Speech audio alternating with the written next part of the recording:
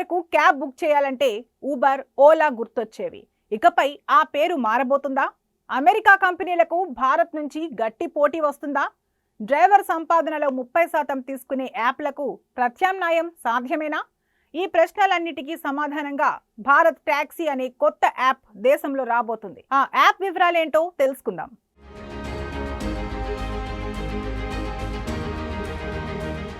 అగ్రరాజ్యం అమెరికాను ఎదుర్కొనే స్థాయికి భారత్ క్రమంగా ఎదుగుతోంది. ఒకప్పుడు విదేశీ కంపెనీలపై ఆధారపడిన దేశం ఇప్పుడు తనకంటూ స్వదేశీ మార్గాన్ని నిర్మించుకుంటోంది. ఈ మార్పులకు నిదర్శనంగా భారత్ టాక్సీ అనే కొత్త ఆలోచన తెరపైకి వచ్చింది. ఢిల్లీలో ఈ సేవలను ప్రారంభించేందుకు ప్రధాని నరేంద్ర మోడీ సిద్ధమయ్యారు. దీంతో ఓలా, ఊబర్ వంటి అమెరికా ఆధారిత సంస్థలకు గట్టి పోటీ ఎదురయ్యే అవకాశాలు కనిపిస్తున్నాయి.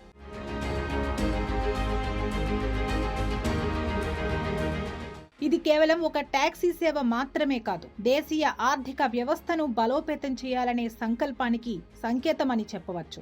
భారతీయులు తయారు చేసిన సేవలు, భారతీయులకే ఉపాధి కల్పించే విధానాలు ముందుకు వస్తున్నాయి. చిన్న డ్రైవర్ల నుంచి పెద్ద స్టార్టప్ల వరకు అందరికీ ఇది ఒక మంచి అవకాశంగా మారనుంది. ఈ ఆలోచన స్ఫూర్తితో దేశంలో మరిన్ని విప్లవాత్మకమైన మార్పులు రాబోతున్నాయని నిపుణులు భావిస్తున్నారు. టెక్నాలజీ, ఉపాధి, స్వదేశీ ఉత్పత్తులు అన్నింటిలోనూ భారత్ తనదైన ముద్ర వేయడానికి సిద్ధమవుతోంది. ఇది కేవలం ఆరంభం మాత్రమే. దీన్ని బట్టి చూస్తే రాబోయే రోజుల్లో భారతదేశం ప్రపంచానికి కొత్త దిశను చూపించే స్థాయికి చేరుతుందనే నమ్మకం బలంగా కనిపిస్తోంది.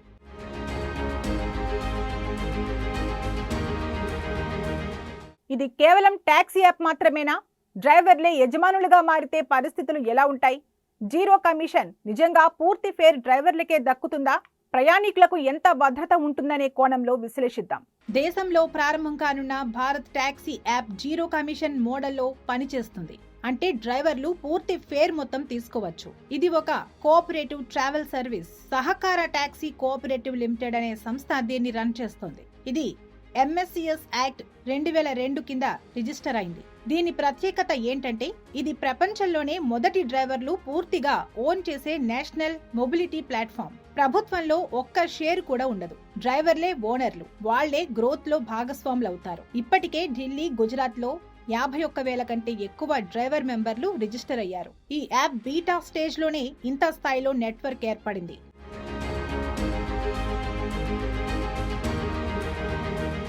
2025 జూన్ 6న ఈ కోఆపరేటివ్ ఏర్పడింది. పాన్ ఇండియా ఫెడరేషన్ గా 8 పెద్ద కోఆపరేటివ్స్ కలిసి దీనిని ఏర్పాటు చేశాయి. దీనిలో ఎన్సిడిసి, ఇఫ్కో, అముల్, నాబార్డ్, ఎన్డిడిబి, కృషక్ వంటి సంస్థలు ఉన్నాయి. ఇవన్నీ తమ కాంట్రిబ్యూషన్స్ తో ఫండ్ చేశాయి. సింగిల్ విండో పాన్ ఇండియా స్థాయిలో పనిచేసి డ్రైవర్లకు మంచి ఆదాయం, ప్యాసింజర్లకు సేఫ్ ట్రావెల్ అందిస్తాయి. భారత్ టాక్సీలో ఎలాంటి కమిషన్ ఉండదు. ప్రైవేట్ యాప్స్ మాదిరిగా 20 నుంచి 30% కట్ ఉండదు. డ్రైవర్లు పూర్తి ఫేర్ తీసుకుంటారు. అంతేకాదు కోఆపరేటివ్ బోర్డులో రిప్రజెంటేషన్, ఏటా ప్రాఫిట్స్ లో షేర్, డివిడెండ్స్ కూడా లభిస్తాయి. డ్రైవర్లు లాంగ్ టర్మ్ లో ఆర్థికంగా ఎక్కువ లాభం పొందుతారు.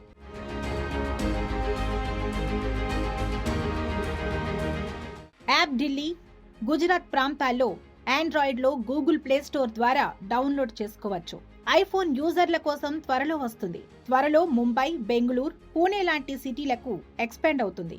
ఒకే యాప్ లో 2 వీలర్స్, ఆటోలు, టాక్సీలు, 4 వీలర్స్ అన్ని ఇంటిగ్రేట్ చేశారు. First mile, last mile connectivity ఉంటుంది.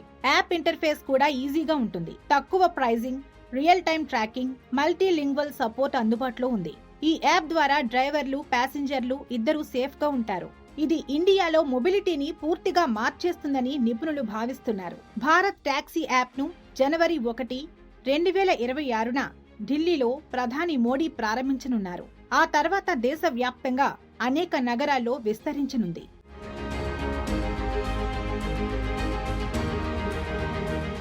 పీక్ అవర్స్ లో ఛార్జీల పేరుతో వేరబాదుడు బాదుతున్న ప్రస్తుత సంస్థలకు భారత్ టాక్సీ జవాబు ఇవ్వబోతోందని విశ్లేషకుల అంచనా.